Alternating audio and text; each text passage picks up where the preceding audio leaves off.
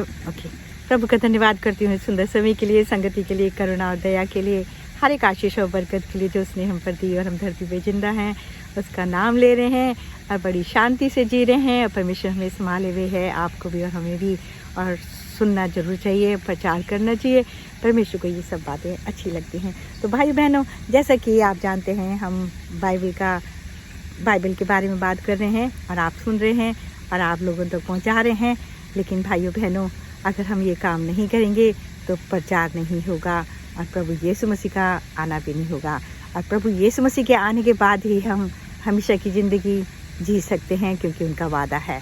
और जो लोग उनके बेटे और बेटी होंगे, उनको परमेश्वर यहोवा भी उसके गुनाहों का हिसाब नहीं रखेगा। तो प्रभु यीशु मसीह के वसीले से मांगती हूँ, आमीन। भाई बहनों, आज हम बात करेंगे कि प्रभु यीशु मसीह ने क्या क्या भविष्यवाणियाँ करी। जबकि आप जानते हैं, पुराने नियम की सब भविष्यवाणियाँ पूरी हो चुकी हैं और प्रभु यीशु मसीह के लिए भी जिसने भी भविष्यवाणी करी थी पुराने नियम में, वो भी पूरी हो गई। प्रभु यीशु मसीह ने क्रूस पे अपनी जान देकर और कोड़े खाकर हमारे गुनाहों को माफ़ कर दिया है। और अब जो भविष्यवाणियाँ इस समय जो पूरी हो रही हैं, वो हैं प्रकाशित वाक्य के। और आप इन चिन्हों को आज धरती पर देख रहे हैं। लेकिन कुछ बातें प्रभु यीशु मसीह ने भी कही थी। और जब वो अपने चेलों के साथ बैठे हुए थे, तो वो कहते हैं कि मैं जाता हूँ परमेश्वर के पास, वहाँ पे बहुत सारे स्थान हैं और वहाँ जाकर तुम्हारे लिए घर बनाऊँगा, क्योंकि मैं फिर आऊँगा बादलों पर और मेरे सरदूत तुम्हें उठा कर ले जाएंगे। और बाइबल में लिखा है कि पहले कब्रें फट जाएंगे, जो धर्मी है उनको उठाया जाएगा और एक आत्मा से भरा हुआ शरीर दिया जाएगा। और फिर हम लोगों को भी एक वस्त्र दिए जाएंगे, एक आत्मा का शरीर दिया जाएगा और फिर स्वर्ग में उठा लिया जाएगा।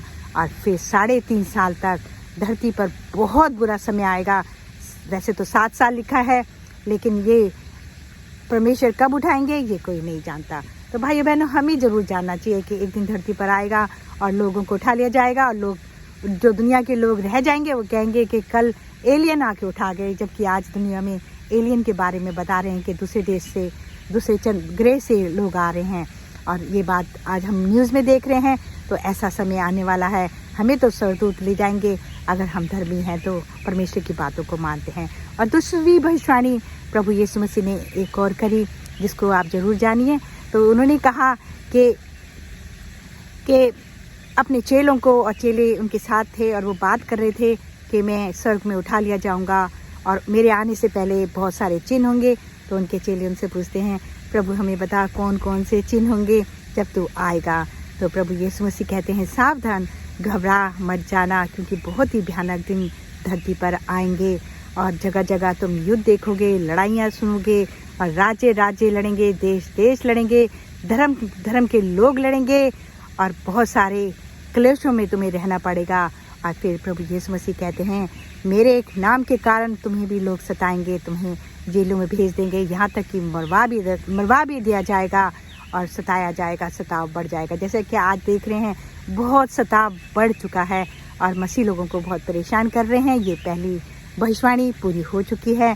और फिर दूसरी भविष्यवाणी प्रभु यीशु मसीह ने कहा कि आसमान और ज़मीन की शक्तियों को हिलाया जाएगा, ताकि लोग जान सकें कि परमेश्वर का पुत्र अब जल्द आने वाला है। और आप जानते हैं, आज सूर्य भी बहुत गर्म हो रहा है और पृथ्वी की बैलेंस भी, जो इस पर प्लेटें हैं, उनका बैलेंस ख़राब हो गया है और बहुत गर्मी भी पड़ रही है और बहुत सारी परेशानी में लोग गुजर रहे हैं।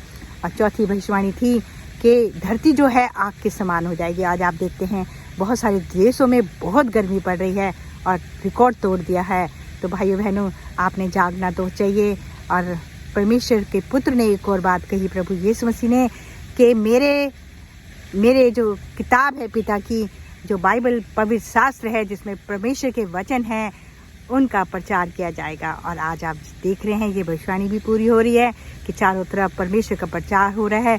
क्योंकि अन्य जाति के लोग उस समय जब प्रभु यीशु मसीह आए, तो ये ना कहें कि हम नहीं जानते, क्योंकि बहुत सारे लोग छाती को पीटेंगे भी, कहेंगे काश हमने इनको अपना लिया होता, तो हम भी स्वर्ग के राज्य में प्रवेश करते और धरती पर ही फिर दोबारा से जिनको ले जाया जाएगा वो वापस आएंगे और परमेश्वर के पुत्र के साथ 1000 साल राज्य करेंगे। और ऐसे लोगों पर कोई भी गुनाह उनके ख़त्म कर दिए जाएंगे, कोई सज़ा नहीं मिलेगी, क्योंकि प्रभु यीशु मसीह ने जन्म ही लोहे का राजदंड लेकर हुए थे। और आखिर में वो ही इस संसार के राजा बनेंगे और इस्राएल में आएंगे।